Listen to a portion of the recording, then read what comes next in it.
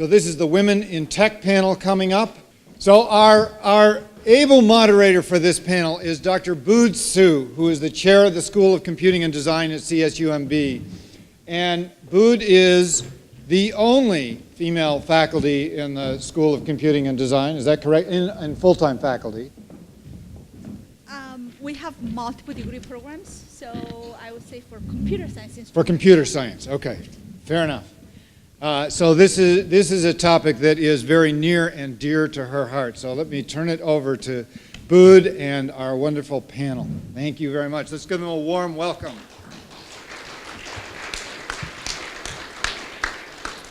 Thank you, Brad. Can you hear me clearly? Okay. I'm Bood Su, chair of the School of Computing and Design at CSUMB. It is my pleasure to facilitate the Women in Tech panel today. As the only female professor of about 24 computer science instructors at my school, I wholeheartedly advocate having more women in technology.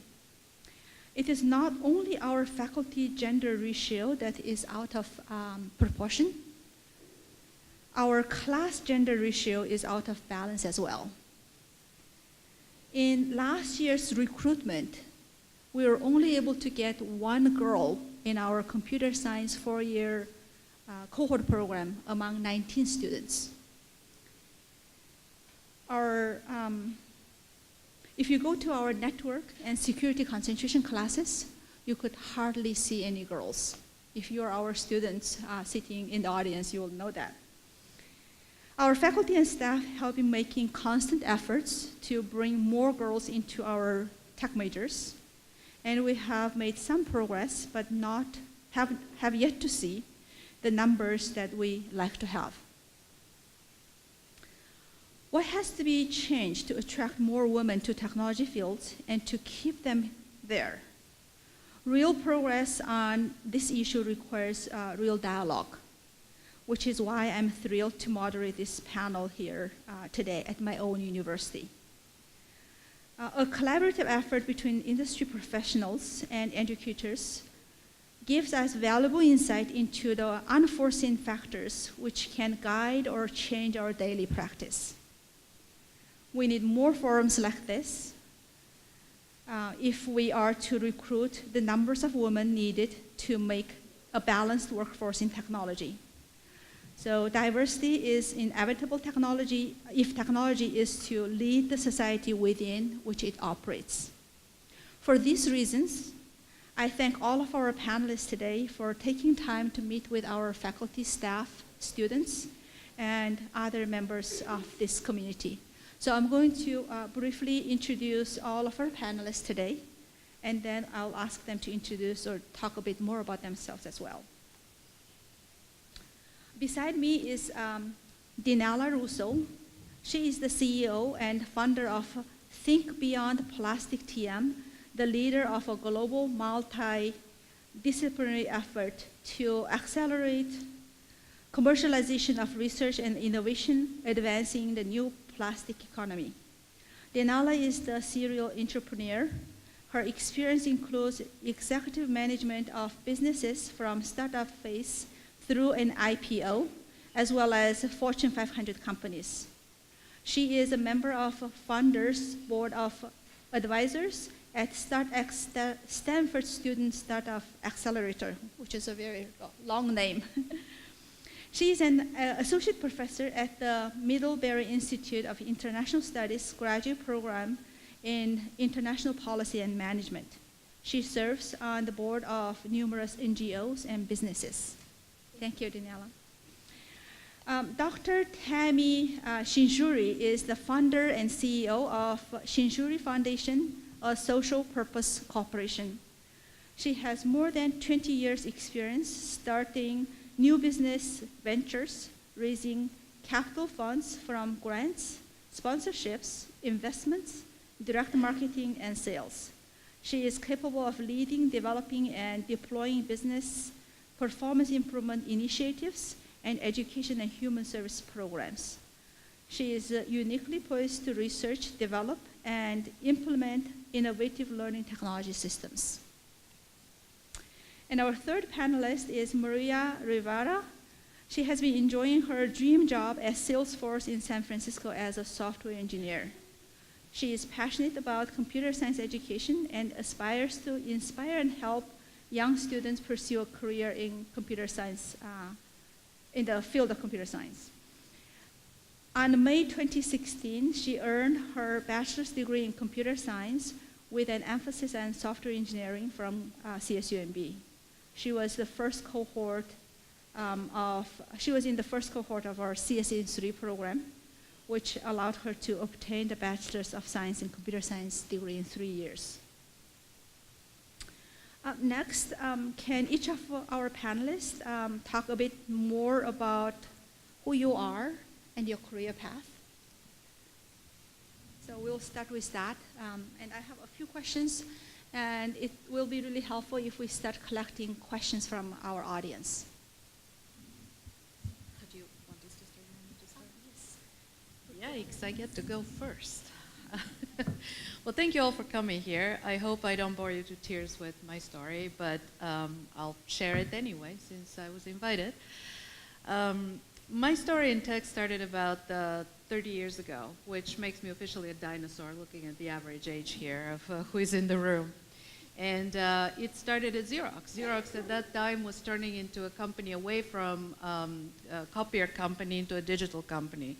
And some of you who are about my age will remember there was an X with a digitized corner. So that was their attempt to become a digital company. And I had the incredible opportunity to learn about the first telecopiers. The faxes, before they were called faxes, were called telecopiers. Electronic typewriters, desktop publishing machines, and computers running CP/M operating system. So that made me the only person in Eastern Europe knowing how to use this technology. And over the next several years, I became a de facto expert and started running the sales of all of these computer systems. So Xerox Eastern Europe was what I did.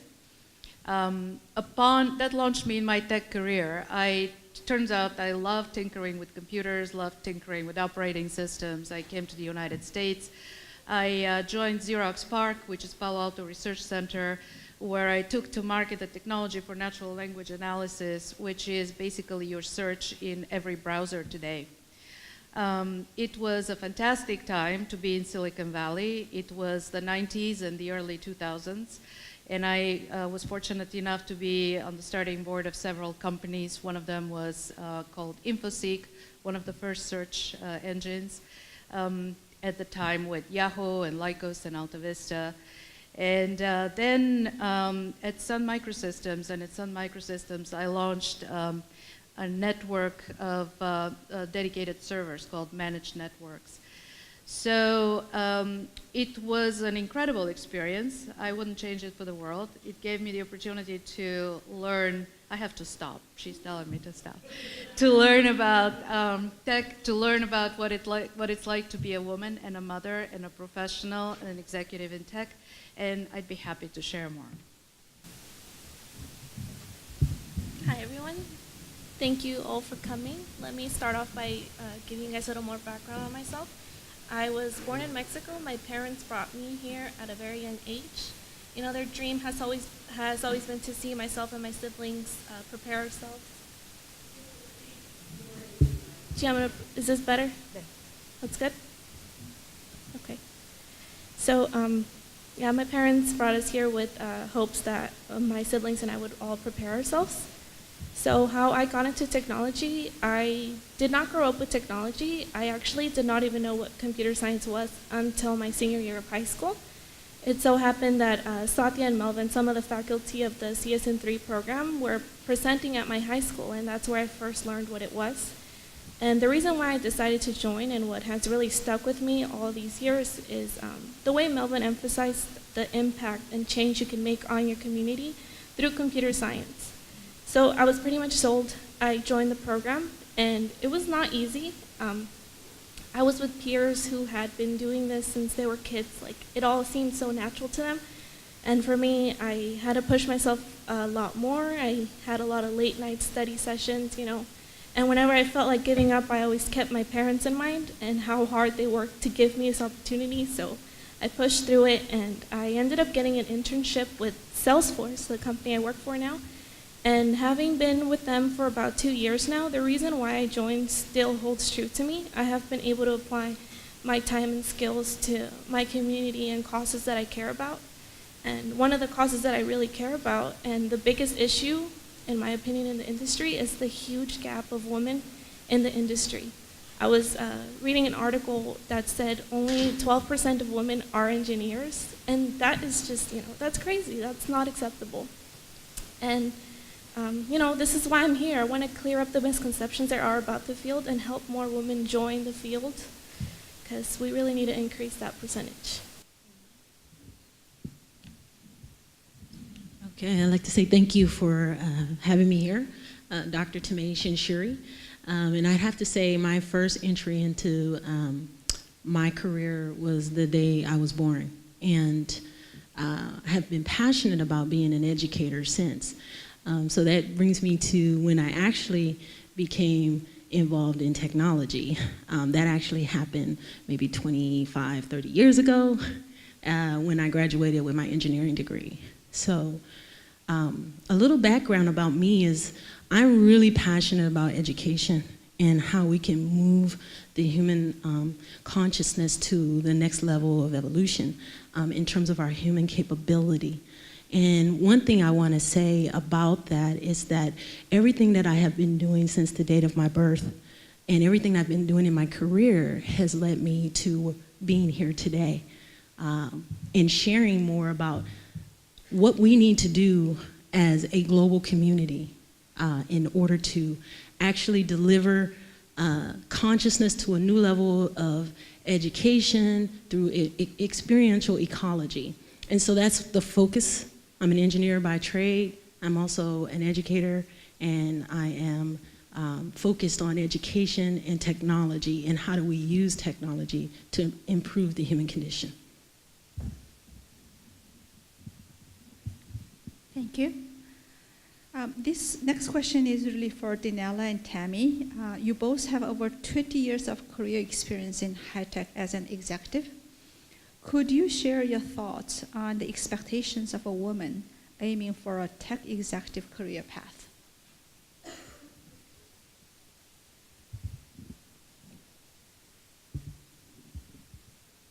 Well, I think we set up our own expectations. I don't think there are societal expectations.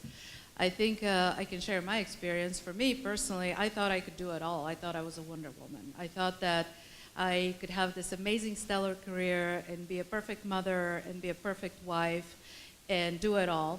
And you know something? It doesn't work. So something is going to have to give. I think till today, I'm surrounded by women of my generation and younger women who are attempting to do it the same way. And I think that it's a difficult thing to do. I think as a friend of mine says, you can have everything in life, only not at once. And I wish somebody had told me that at the time. The previous panel, Lori Koster was telling a story about how her son went to school wearing his, swim shorts. I used to send my daughter to school trying to do these darn Girl Scout patches and sew them in and everything, and I just couldn't do it. I couldn't bake cookies. I couldn't sew for the life of me. I couldn't do any of the normal things those moms that were hanging around in front of the schools did, and I felt down on myself all the time. Until one day I just said, you know what? I'm a professional woman. I'm going to own it, and I'm going to take help where I can. And I had a husband who was a typical husband. He just wouldn't lift a finger and do anything. And it didn't occur to me at the time that that was not the normal thing. So if I were to do it all over again, and the advice I give my daughter is pick what you're going to be really good at and do it really, really well, and pick the support network you need. I don't care if it's a partner, if it's your family, if it's friends, but understand that it's not possible to do it all. And pick what you want to be really, really good at and excel at it. There are times in your life when you can do certain things, not all, and there are other times when you need to focus on something else. So for women, don't have unrealistic expectations and don't think that you can do it all. You can't. Just pick what you're good at, pick what you want to do, and understand that life is a long journey. There are times to do everything you want to do. Okay, my turn. Thank you for sharing your perspective. And I'd like to start by saying that I'm a little bit different from Daniela here. And I say reach for the stars. I know, before I before I actually answer the question, I'd like to ask how many of you understand or know what a lotus flower is? Raise show of hands.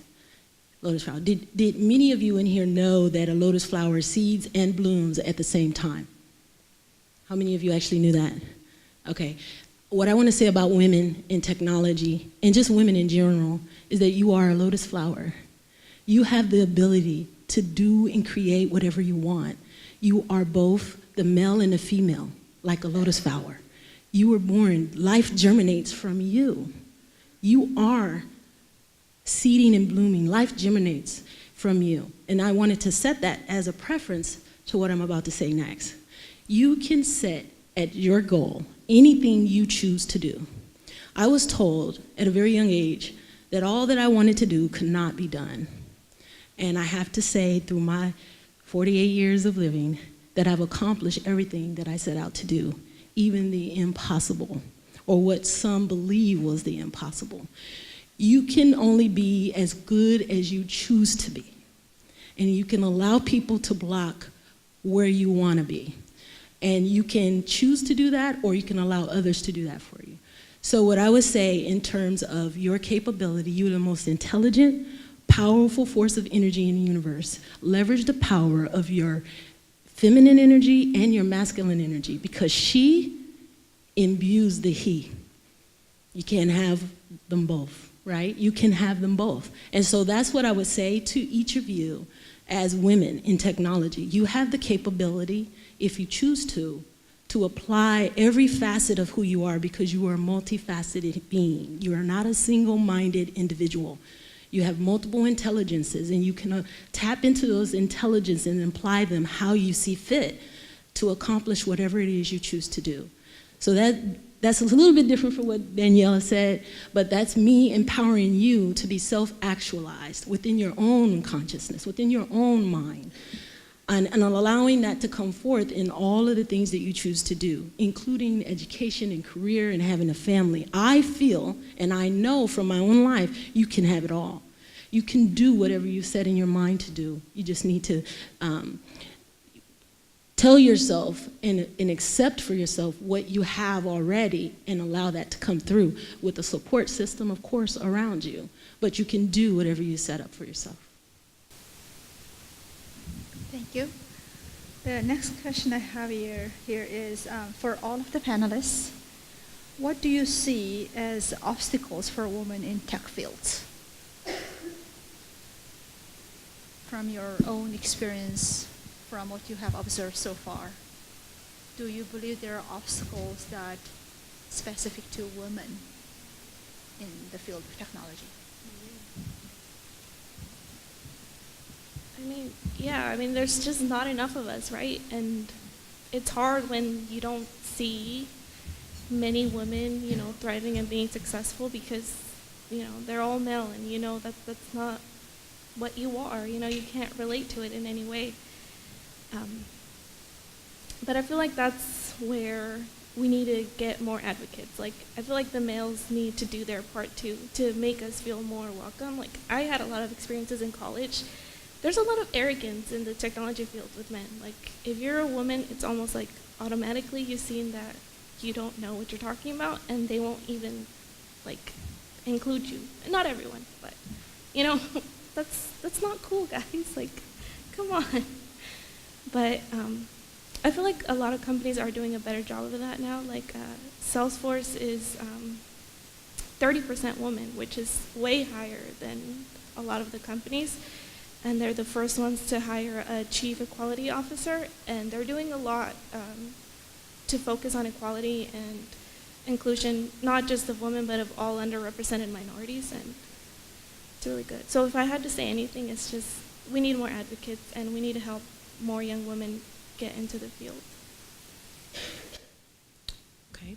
I'd like to shed light on a topic that I think is really important about the skill capabilities of women and what we can do to change the trajectory of women in technology.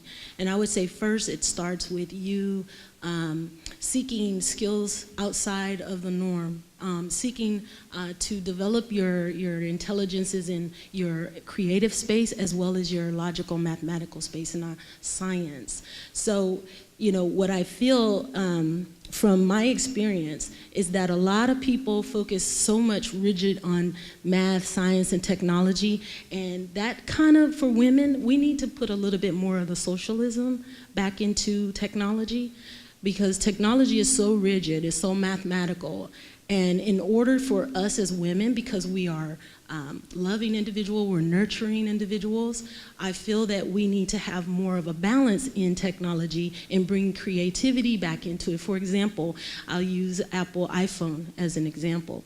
With the iPhone, that brought in technology combined with design, which is the creative space. I feel that technology is so rigid that it keeps women from wanting to choose it as a field. And we have to get back into the experiential aspect of life and allowing women to see how technology applies to their life and not just going into it for a particular amount of money or for being very rigid and mathematical and scientific. So I think it needs to have more balance, and we need to develop ourselves in all of the areas, including math, science, technology, engineering, as well as our creative space, which is arts and social skills as well. And so if we develop programs and give women an idea to actually apply those things in how it relates to their lives, they'll be able to see how it actually applies and want to get into the field more.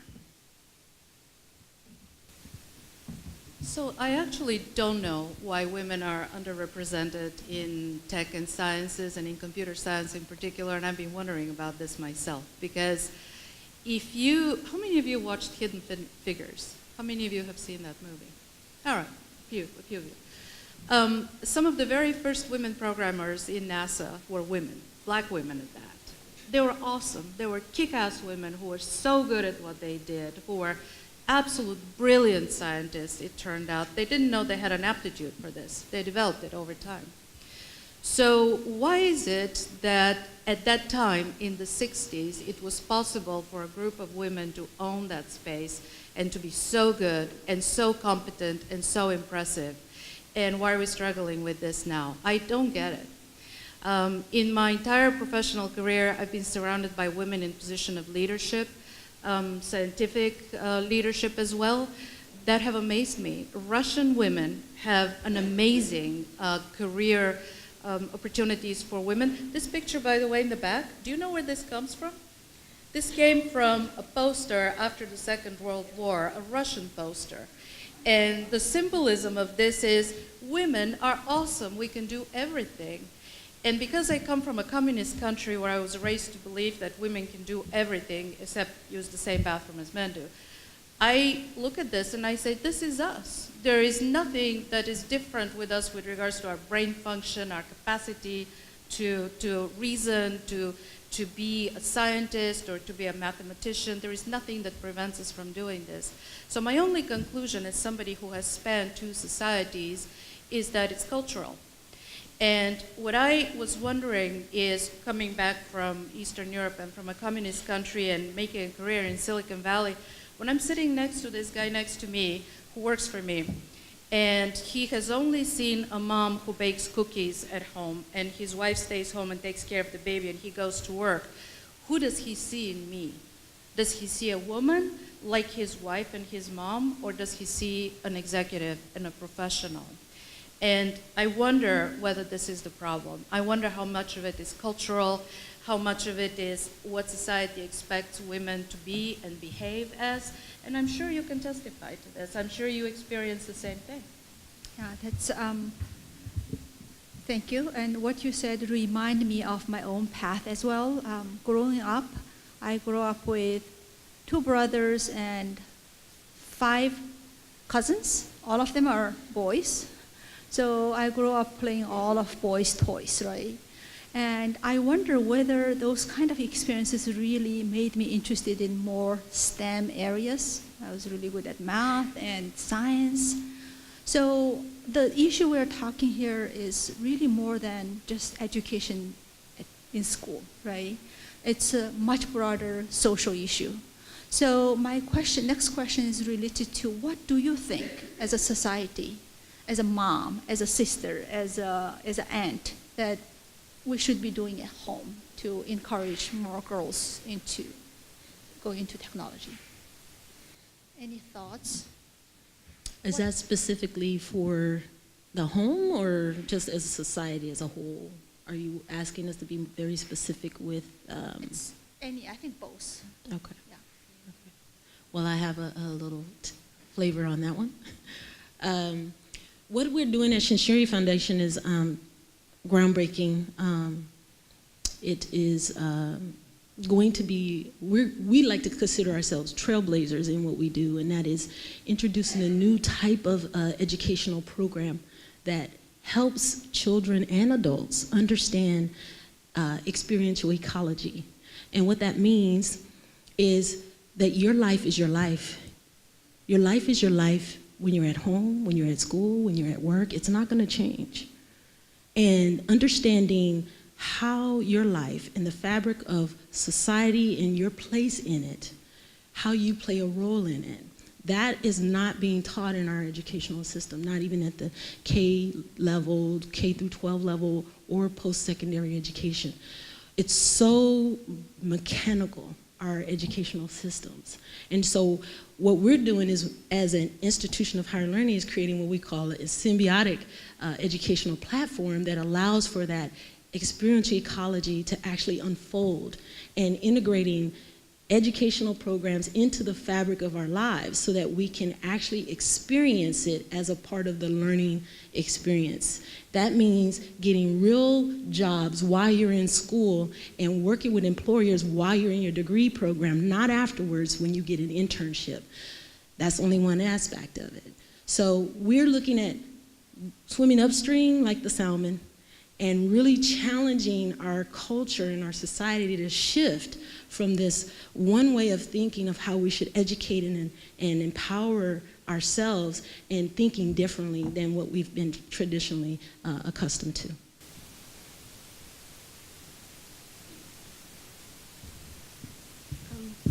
I'm not a mom or anything. I don't have that many years of experience. I only have 2 years. But I could relate to it, my own experience. My parents are from very old traditional ways. They only went up to second grade, so they don't really know much about technology at all. So my mom would always tell me that, like, I should prepare myself and I should, be like a secretary, because to her that is like a great job, like in her perspective. And where else would I have learned about technology if I didn't learn about it in school, or I would have never known, right? And so I would say, like, I would aspire to be a secretary because that's all I would know, right? So I think it's really important to start younger, because not everyone grows up with technology. I didn't have a computer, I didn't have a phone, like I would have never learned about it. And we forget about that. We think it's so common now, it's not. And I think we need to target younger kids and add more classes about technology, because I didn't have any, and I still think there's some schools that don't. So if we really want to increase it, let's start it at a younger age and just get them exposed to it. I'm sort of with Maria on this one.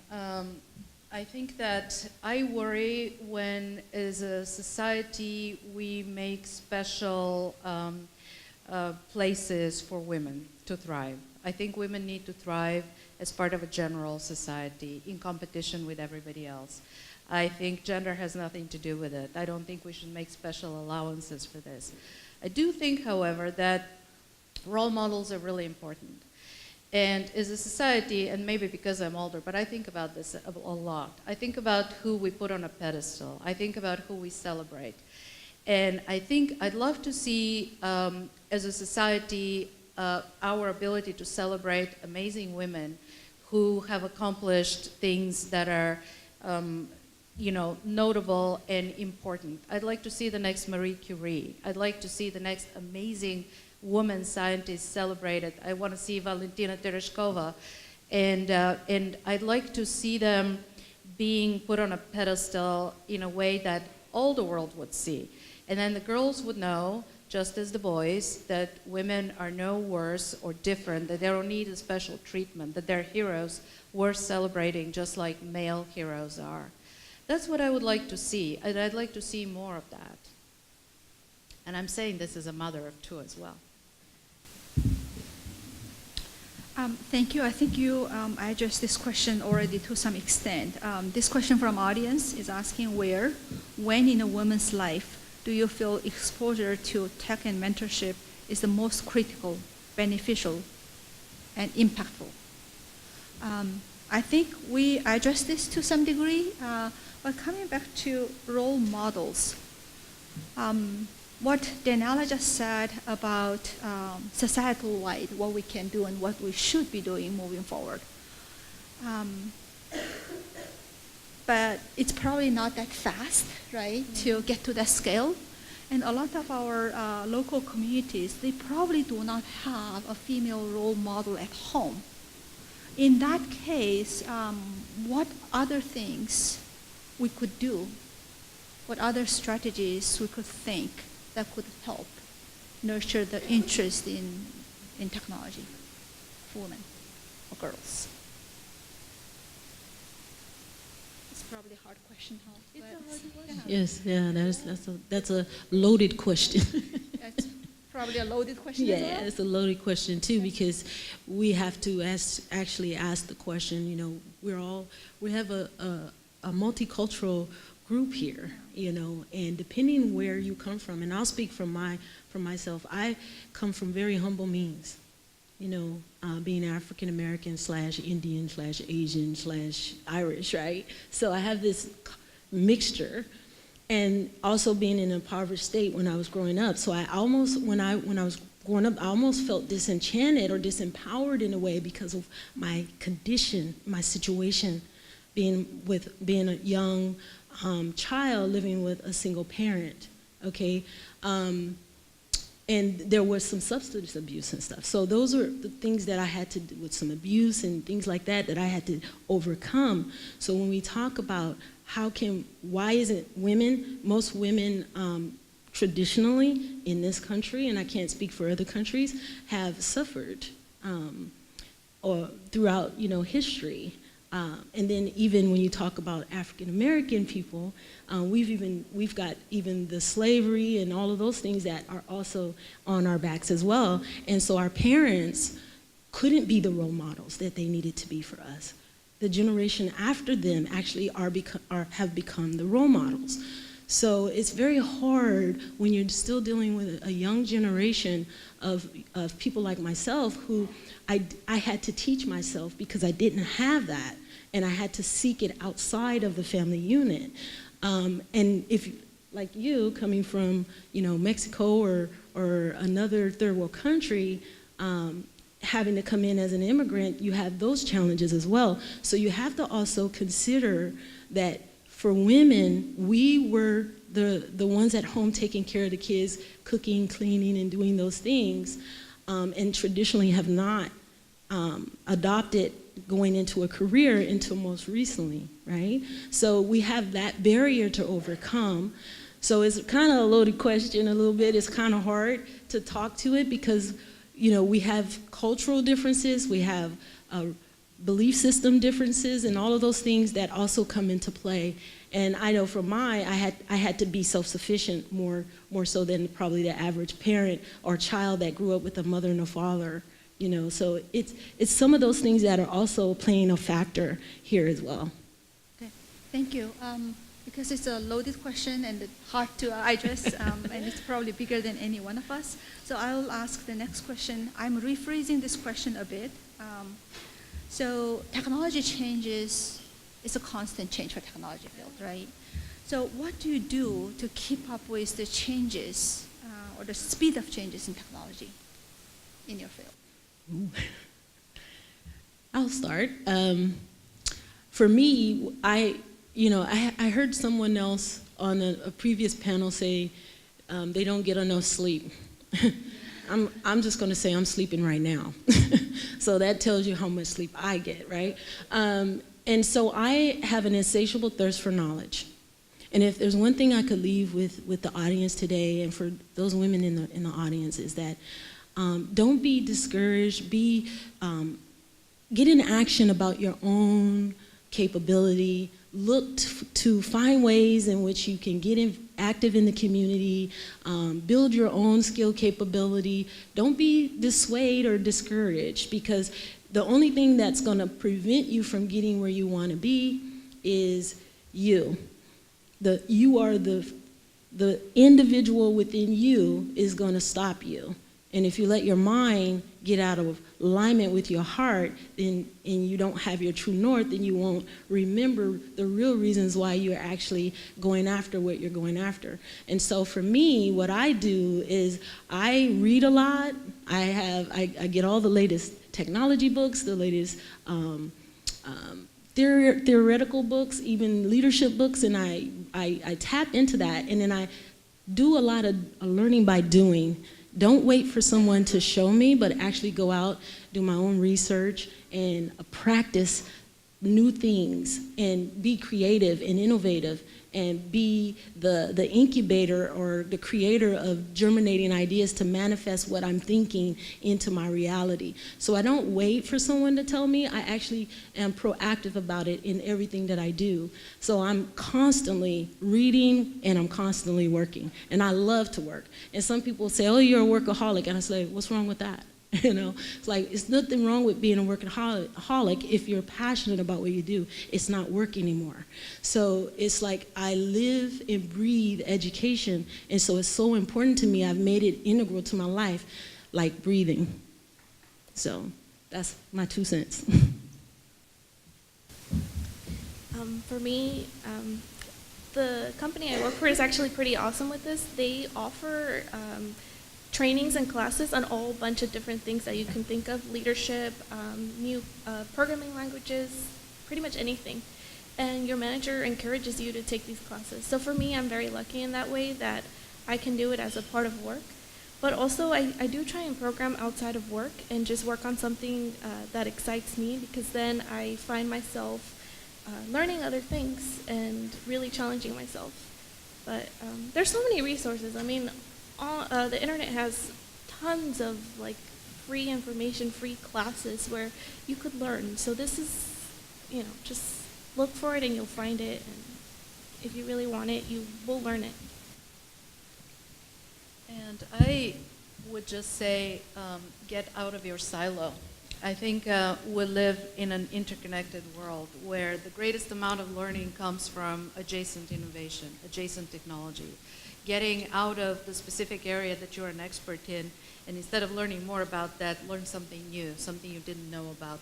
If you are a technologist, learn about biology. If you learn about neuroscience, learn about psychology, learn about education, call Tammy.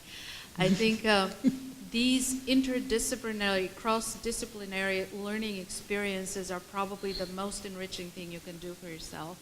And then you will find that you will look at the world differently, and you will find that there is an amazing amount of information that you will learn and be able to interpret in your own work.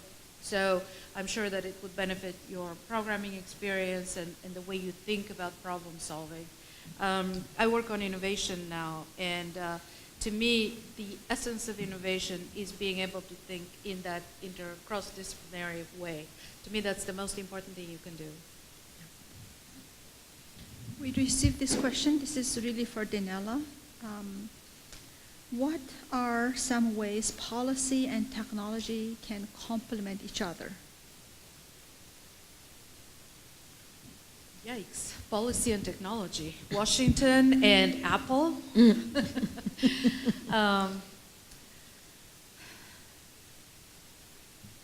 I think a policy can enable or can impede technological innovation. And what do I mean by this? I mean, look at how far the development in the area of technological innovation and internet went in the days where all the opportunities were open, and there was nothing to stop us from developing the most amazing, innovative approaches to search and to e-commerce and to service providing networks. And so when you have technology that can develop without anything stopping it, and in fact enabling it and pushing it forward, this is the most important role of policy. Policy can also hamper innovation, as is the case in many instances, and stop us from developing. Just look at the attempts to go to the moon. That stopped about, 20 years ago.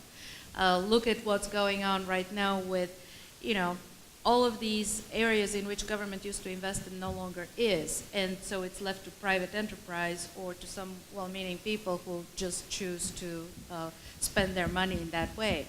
So I would like to see those of you who asked that question, who are probably Ms. graduates working on policy, you know who you are, to actually go in the world and think about policies that can transform society in a positive way. Transform it and open up the roads for innovation and technological development. That is possible.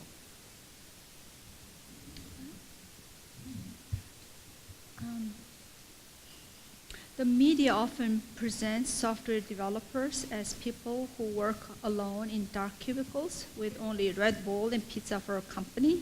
That's not true. In reality, most software developers spend plenty of face time with their peers, business people, and customers. What can be done to give young women a more accurate picture of life as a software engineer? This question is from one of our faculty. I mean, that's just not true, right? Like, it's just not. But I know that stereotype, like, so many people believe it, and it's just not true. And I feel like it's because how else would you know what an engineer does or what they look like, I guess. And I think what we can do is have more programs that actually take you to the industry and you can experience it firsthand. Like Salesforce holds a lot of field trips from starting from girls from high school, or programs like Technovation and Girls Who Code. We have a lot of field trips on a regular basis. We have this program, Women in Technology, that holds these. And I feel like if younger girls get more involved in this, and then they could see that you're not just going to be this person who never talks to anyone and you're just like there all by yourself, because you're not. And also another thing is we should show women that being in the computer science field doesn't mean it's just you're going to be an engineer. There's so many other opportunities that you can do if you're more visual. You can be a designer. If you like to talk to people, you can be an evangelist. And I didn't know about these things. So just get out of that stereotype and see what else is out there. Yeah, for me, I'll say when I first got into technology, I came in by way of mechanical engineering, and I went from deciding whether I was going to be a mathematician versus electrical engineering versus chemical engineering. So there's so many different pathways to engineering, and I actually ultimately ended up in software engineering slash ed tech. Primarily because I already had my mechanical engineering background and had a lot of strong C+ and Fortran type education courses as a part of my mechanical engineering degree. So what I would say for women in the field in mitigating the stereotype is that it's not just software engineering. You can come to software engineering from so many different other fields. You can come from a design space if you're doing interface design, communications. So, for women who would typically go down more artistic type disciplines, you could get into the field from where you are. You don't have to seek out a technical field to be hired with like Salesforce or Intel or Google or whatever. You could come into the space and actually develop based on where you are by just getting connected to a technology company and working for that company and growing with the company and expanding your skill sets while you're there. So, if you are in a non-technical discipline, and you're a woman, and this goes for men too, don't see, I have to go down this path in order to be in technology. You can actually get to it from different angles, and software engineers work very closely with the designers when they're developing the software applications, the interface and how that shows up, and make it easy for the end user, mobile apps and things like that. So there's so many ways that you can actually get into the software engineering field, but any technology field as a whole.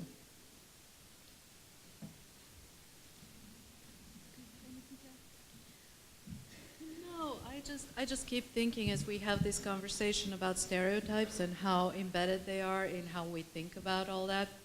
As I mentioned, I work a lot on innovation now, and I'm surrounded by software engineers who have a degree in cultural anthropology, and cultural anthropologists who have a degree in software engineering, and physicists who know how to program like gods. And so I think that the more we become a more rounded human being and integrate different disciplines in our thinking and in how we interact with science and society, the more these stereotypes will be a thing of the past.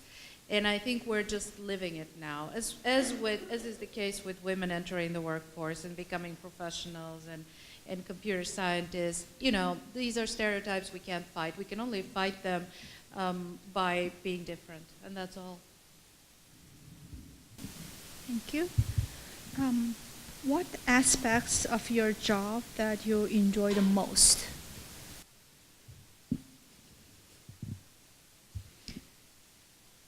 Okay, I'll start. I love every aspect of my job. I get to help others. Just a little bit about the work that I do. I am on a mission to help more people around the globe get access to the capital they need to have their visions develop, grow, and thrive through infusion of capital funds into their germinating business ideas and entrepreneurship. And I want to do it in every community all over the globe. I want to make so much money that I can give by making all of that money so that I can keep giving. And so we call that business philanthropy. And philanthropy is my business. I'm on this planet to help move and shape the human condition and lift it to a new echelon of living so that everyone has a capability to do what they came into the world to do, what they're passionate about, and just allowing more economic development through entrepreneurship and leadership.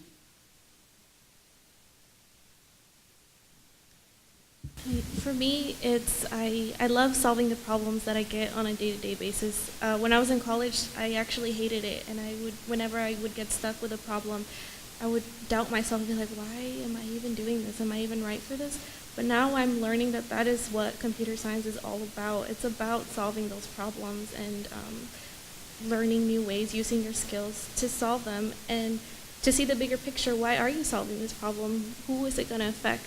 And what I really like about my team at Salesforce is we get to see the customers who use our product, and that's just great because it puts it all into perspective why you're even doing it in the first place. And more in Salesforce specific, they allow you to give back to your community a lot. They actually allow you to do 56 hours every year in community service, and they give you time to do your own project, whether if it's for yourself or for a nonprofit. And I love that. That's why I do it. I have to echo that. I love the problem-solving part of what I do on a daily basis. And I just remember when I first became an executive at Sun Microsystems, which is now part of Oracle and doesn't exist as a company anymore, Sun had a policy of bringing all the fledgling executives into a 2-day executive course to teach them how to be executives. Because when you're a director, even a senior director, a lot of what you do is put out fires and deal with people, deal with tactical stuff. You don't think strategically. So they wanted kind of to channel strategic thinking and encourage us to shut down the daily tasks that were in front of us and think. And it was so scary for me because all of a sudden I thought, now I'm going to leave my mind go blank for about an hour. And what am I going to do? What if there is nothing in there? What if I can't think of anything? And I have to tell you, after a while, it became a favorite thing to do. Shut off everything, put away the to-do list, put up my feet on my desk, close the door, and think. And in those moments, I found out that they were my most brilliant problem-solving moments, things that I never was able to figure out before, the day before, anything with regards to my work, my relationships with my employees, with my team. That's when it came to my mind. So as I work today on innovation, as I work with different innovators in different fields, in different areas, problem solving remains my favorite thing. And it's kind of this incredible sense of, oh my gosh, there is this big thing out there that I haven't tackled yet. Where do I start and what do I do? And you will laugh when I tell you, but when I have a really, really big project like this, I kind of savor it. I wait for it. I clean up my desk and then I say, okay, today's they're gonna do it. And I feel like it's this special gift I'm gonna open and start figuring it out. That's my favorite thing. How many? We have 1 minute? Okay. I think because we only have 1 minute, we will not ask any more questions. Is there anything else that you would like to give advice to our students, especially here? I'm just, afraid that I probably didn't ask some important questions that you would like to give advice to our students. Well, I would just say that a takeaway for you all that I would leave with you is that technology is not just about technology itself. It's really about the greatest technology we have is ourselves. You are human innovation. And your capability, your knowledge, your intelligences actually infuse or fuel technology. Technology cannot exist without you. And so it's so important for you to stay in school, get the education, and even when you leave, you'll have lifelong learning. So let your life experiences and your work experiences continue to help you grow and develop whatever you choose to do in your career. I will add one thing too. We were talking earlier about having mentors, and I think that's really important. I come to a lot of these events, like recruiting events or anything related to the computer science field, and oftentimes I talk to students, and then they'll ask me for advice, and then I'll give them my information, and be like, well, let's talk, I'll help you with whatever you need. But they never follow up. So I would say follow up with that resource, because we all want to help. I mean, I want to help you guys, but I can't do that if you guys don't follow up. I just wanted to say that. I just want to leave you with one thought. Don't wait for somebody to teach you what to do. In the end, you are what you have. The tools that you have is your brain, who is inside you, your chutzpah, your desire to live and to succeed. Take this with you on the road and see where it takes you. It's all about a learning experience. Your failures, your successes, they're all part of that tool chest. Fail faster. Thank you very much for all three of you. I'm honored to be the moderator here and learn myself as well. And I'm chairing a whole school with 850 students, and I think, I'm hopeful that we'll have more and more girls coming to the technology field. Thank you, everyone. Thank you, our audience.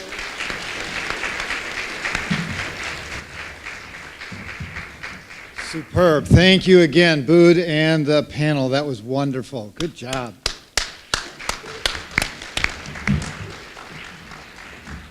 Oops. Let me get this to work. My computer has frozen. Oh, well. All right, so that brings us to the end of the afternoon, but we actually do have one more important, very important activity, which I'll say in a moment, but let me acknowledge the three very excellent panels we've had today.